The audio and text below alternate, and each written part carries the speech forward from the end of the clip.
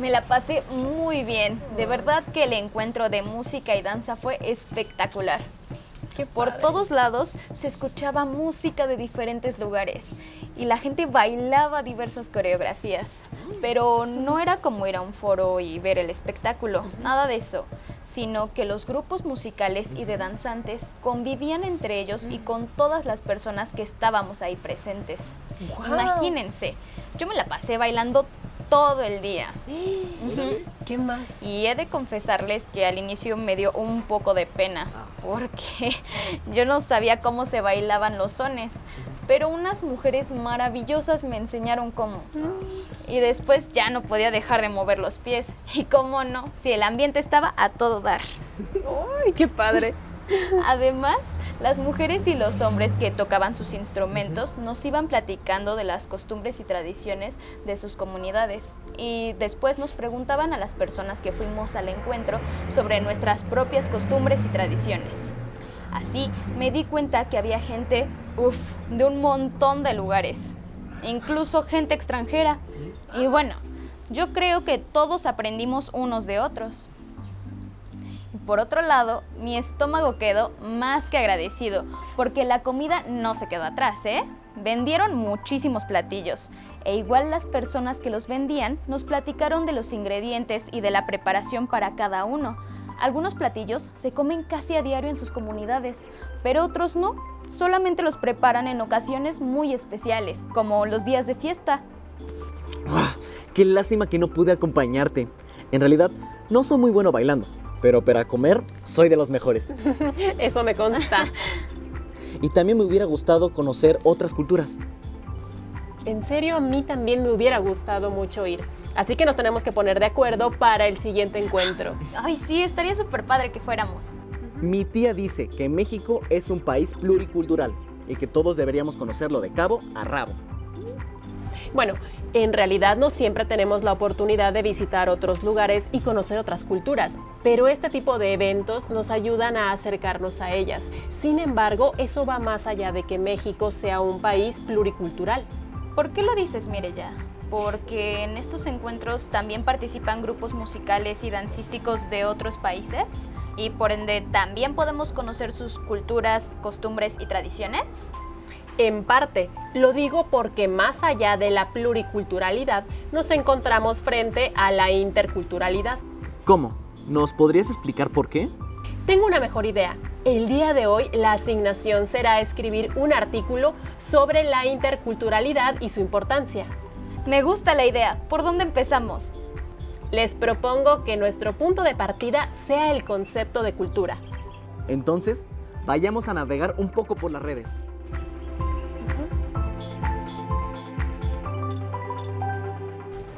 Escuchen, en esta página de la Oficina de la UNESCO en México se anota que la cultura se puede considerar como el conjunto de los rasgos distintivos, espirituales y materiales, intelectuales y afectivos que caracterizan a una sociedad o un grupo social, y que ella engloba, además de las artes y las letras, los modos de vida, los derechos fundamentales al ser humano, los sistemas de valores, las tradiciones y las creencias, y también que la cultura da al ser humano la capacidad de reflexionar sobre sí mismo. Como les decía, este será nuestro punto de partida, y de aquí deberemos ver qué es pluriculturalidad y la multiculturalidad, para llegar a la interculturalidad. Perfecto, yo me enfoco en la pluriculturalidad. Y yo en la multiculturalidad. Entonces, yo me encargo de la interculturalidad. Sobre pluriculturalidad encontré que hace referencia a muchas culturas o a una pluralidad de culturas. También que, desde el punto de vista sociológico, el término pluralidad designa la presencia de diversas tendencias ideológicas y grupos sociales coordinados en una unidad estatal. Además, se anota que se puede presentar en cualquier sociedad, fruto de los fenómenos migratorios y que traen consigo la pluralidad de culturas. Entonces, puede entenderse como la presencia simultánea de dos o más culturas en un territorio o su posible interrelación. Yo encontré que el multiculturalismo emerge a fines de los años 60 del siglo XX, principalmente en países como Canadá y Estados Unidos, y se distingue por hacer referencia a una serie de demandas de grupos minoritarios, desde los homosexuales hasta los afroamericanos, feministas, grupos étnicos, entre otros, y sus reclamaciones apuntan a cuestiones jurídicas y educativas principalmente, y que es un concepto que apunta a dar cuenta de la diversidad cultural que ocurre de facto en las sociedades contemporáneas, de ahí que sea un concepto más bien descriptivo. También encontré que la multiculturalidad se puede definir como la presencia de un territorio de diferentes culturas que se limitan a coexistir, pero no a convivir. Entonces, esto significa que la pluriculturalidad y la multiculturalidad son de cierta forma términos parecidos porque ambos aluden a la presencia de diferentes culturas en un mismo espacio. Sin embargo, ninguno de estos dos términos contempla el intercambio de conocimientos ni de los rasgos distintivos, espirituales, materiales, intelectuales y afectivos, ni las artes ni las letras, los modos de vida, los derechos fundamentales, los sistemas de valores, las tradiciones o las creencias a las que alude la definición de cultura. Exactamente. Es como si en el encuentro de música y danza cada grupo hubiera estado en un lugar aislado o bien ninguno hubiera interactuado con otro. Es aquí donde entra el concepto de interculturalidad. Este surgió hacia finales de los años 70 del siglo XX y se desarrolló en Europa y Latinoamérica, pero de manera diferente. En el viejo continente, el foco estuvo en la constante y progresiva llegada de migrantes. Sin embargo, en Latinoamérica, el foco estuvo en la demanda de los grupos indígenas y afrodescendientes de la región por su reconocimiento cultural y político. Así pues, mientras la multiculturalidad enmarca la existencia de dos o más grupos culturales en una sociedad determinada, la interculturalidad enmarca la interacción o el encuentro de estos grupos a través del diálogo y la interacción. Incluso contempla la relación con grupos culturales de otros estados o territorios. Claro, México es un país pluricultural porque aquí coexisten diversos grupos culturales, pero también es un país intercultural, porque estos grupos culturales no viven aislados unos de otros, sino que interactúan en diversas maneras. Por ejemplo, en los encuentros de música y danza donde intercambian conocimientos enriqueciendo los propios. Bueno, creo que no lo habría dicho mejor. Muy bien, entonces nos vemos en media hora para preparar las preguntas. Sí, Mireya. Vale. Va. Para iniciar, doctora, ¿nos puede explicar brevemente qué y cómo surgió el concepto de interculturalidad? Claro que sí, las sociedades en las que vivimos se ha trabajado y se ha interesado mucho de parte de las universidades, de donde se genera conocimiento, profundizar en la cultura. Entonces suele hablarse de una cultura nacional, de una cultura que refleja múltiples formas de entender la sociedad en la que vivimos. Entonces llega un momento en las investigaciones en que se da cuenta que hay amplios sectores de la sociedad que no se reconocen en esa cultura nacional, que pueden tener una identificación general de lo que significa, por ejemplo, ser mexicana, ser ecuatoriano, ser chileno, pero de repente dice, bueno, pero hay algunas diferencias que tenemos en un conjunto de la población y en ese sentido la cultura no es única. La cultura no es única y tiene diferentes formas de presentarse de acuerdo de la sociedad de la que se esté hablando. Entonces se incorpora el concepto intercultural pensando en que las diferentes culturas pueden y de hecho interactúan, se relacionan, se enriquecen con el conocimiento y con el intercambio que se da entre cada cultura. Entonces es romper con la idea de que solo existe una cultura, una sola cultura que nos representa, y pensar la relación y la riqueza que implica el poder convivir armónicamente varias culturas. Aprender de una, aprender de otra, atraer lo que nos puede fortalecer, dejar de lado lo que pensamos que ya no es útil como sociedades en la medida en que el tiempo pasa y las culturas se modifican. Doctora, ¿cuáles son algunas manifestaciones de interculturalidad a nivel mundial y específicamente en México? Bueno, en general la cultura y la interculturalidad se vincula mucho con el origen étnico de estas sociedades. Entonces suele decirse que en diferentes países hay culturas diferentes dependiendo del origen étnico. Y esto es fundamental tenerlo presente porque no existen sociedades con una sola cultura homogénea.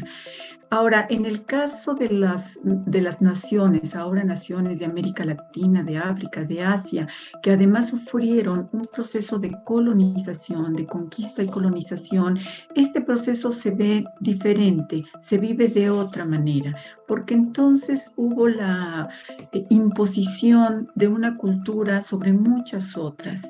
En el caso de América Latina en concreto y de México en particular, son muchos los grupos étnicos. En el genérico indio se trató de meter por igual a todas las personas originarias de este continente. Esto pues es erróneo porque sabemos que hay una gran variedad de grupos étnicos que enarbolan cierta cultura, ciertas costumbres, ciertas tradiciones e incluso lenguas e idiomas diferentes. Entonces, esto ha generado precisamente por parte de muchos de estos grupos indígenas la exigencia de ser reconocidos como parte de las naciones y por ello se ha avanzado en un reconocimiento pluricultural de muchos de estos países. Ahora, estas no son las únicas culturas que hay, digamos la cultura de quienes llegaron a conquistar, los europeos, y la cultura de quienes vivían acá, que como digo es múltiple, y también la de los europeos era variada, no era una sola. Tampoco en el español o en el portugués vamos a considerar que hay una homogeneidad total.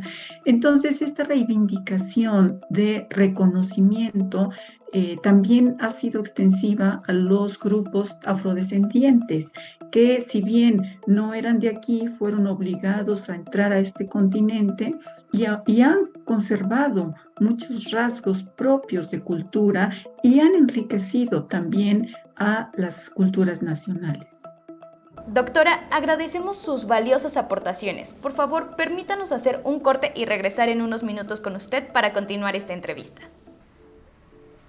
Si bien las relaciones interculturales de manera general se generan sobre las bases del respeto a la diversidad y del enriquecimiento cultural de diferentes grupos, son procesos que no están libres de conflicto y la historia nos ha permitido ver que las diferencias culturales también han detonado exclusiones y desigualdades. Observen este video.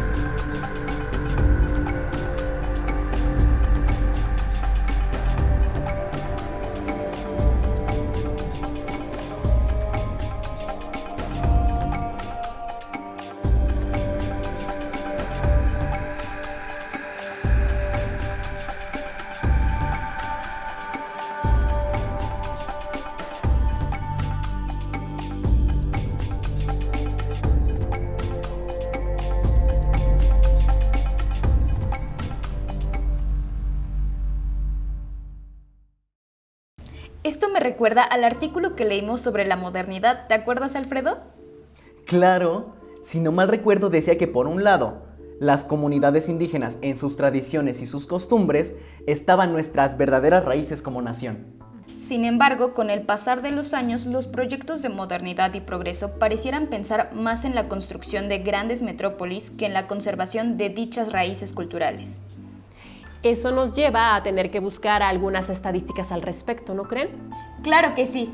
De acuerdo con el artículo 2 de la Constitución Política de los Estados Unidos Mexicanos, la nación tiene una composición pluricultural sustentada originalmente en sus pueblos indígenas, que son aquellos que descienden de poblaciones que habitaban en el territorio actual del país al iniciarse la colonización, y que conservan sus propias instituciones sociales, económicas, culturales y políticas, o parte de ellas. Ahora bien, según el Programa Institucional 2020-2024 del Instituto Nacional de los Pueblos Indígenas, México se sitúa como la cuarta nación en diversidad biológica en el mundo y la mayor parte de esta biodiversidad se encuentra en territorios indígenas y se combina con la riqueza cultural de los pueblos. Se reconocen 68 pueblos indígenas y a las culturas de Aridoamérica. También se reconoce al pueblo afroamericano descendiente de las personas que fueron transportadas desde África al virreinato de la Nueva España como esclavos y otras migraciones a lo largo del periodo independiente. 25.7 millones de personas se autoadscriben como indígenas, lo que representa el 21.5% de la población nacional. 1.3 millones de personas se consideran afromexicanas, el equivalente a 1.2% de la población a nivel nacional. En México, la población indígena se encuentra presente en todas las entidades federativas. Ahora bien, según datos de la medición multidimensional de la pobreza del Consejo Nacional de Evaluación de la Política de Desarrollo Social, Coneval, en 2018, en México, la población indígena ascendía al 9.6% de la población nacional. De este grupo poblacional, 8.4 millones de personas vivían en situación de pobreza, el equivalente al 71.1% de la población indígena nacional. 3.4 millones de personas vivían en pobreza extrema, lo que representa el 27.9% de la población indígena nacional. 3.7 millones de personas presentaban rezago educativo, lo que equivale al 31.1% de la población indígena nacional. 9.4 millones de personas carecían de acceso a la seguridad social, un equivalente al 78.2% de la población indígena nacional. 3.8 millones de personas carecían de acceso a la alimentación, el equivalente al 31.5% de la población indígena. Y 6.9 millones de personas carecían de acceso a los servicios básicos de la vivienda, el equivalente al 57.5% de la población indígena nacional. Es lamentable ver que aunque nuestras raíces culturales se encuentran en las comunidades indígenas, estas comunidades viven graves situaciones de precariedad. Por eso es importante que se hagan valer sus derechos humanos. Acabas de tocar un punto muy importante. ¿En serio? En serio, es la perspectiva de los derechos humanos en torno a la interculturalidad. ¿Cómo podemos entender esta perspectiva? Creo que podríamos pedirle a la doctora Silvia Soriano Hernández que nos ayude a ahondar en este tema. Sí, Mireya. Doctora Silvia Soriano Hernández, nuevamente le doy la bienvenida a nuestro tiempo social. Por favor, ¿nos podría explicar cómo ha evolucionado la definición de interculturalidad en relación con la aparición de nuevas generaciones de derechos humanos? Bueno, precisamente es considerar la riqueza de los países y las condiciones que viven. A ver, ¿qué pasa en nuestros países? Que vivimos escenarios muy violentos. Entonces, esto ha llevado a considerar que las graves violaciones a los derechos humanos se relacionan fundamentalmente con lo que vemos cotidianamente, la violencia, la desaparición forzada, la migración, toda una serie de factores que han hecho que la sociedad reclame la exigencia de derechos humanos, el respeto a los derechos humanos, el reconocimiento de que hay violaciones a los derechos humanos. Sin embargo, otras formas de violaciones a los derechos humanos tienen que ver con la exclusión económica, con la falta de posibilidad de poder incorporar un empleo, de tener un salario digno. Entonces se amplía la definición de derechos humanos, que no se circunscribe a escenarios de violencia, que por supuesto existen y que siguen siendo muy importantes.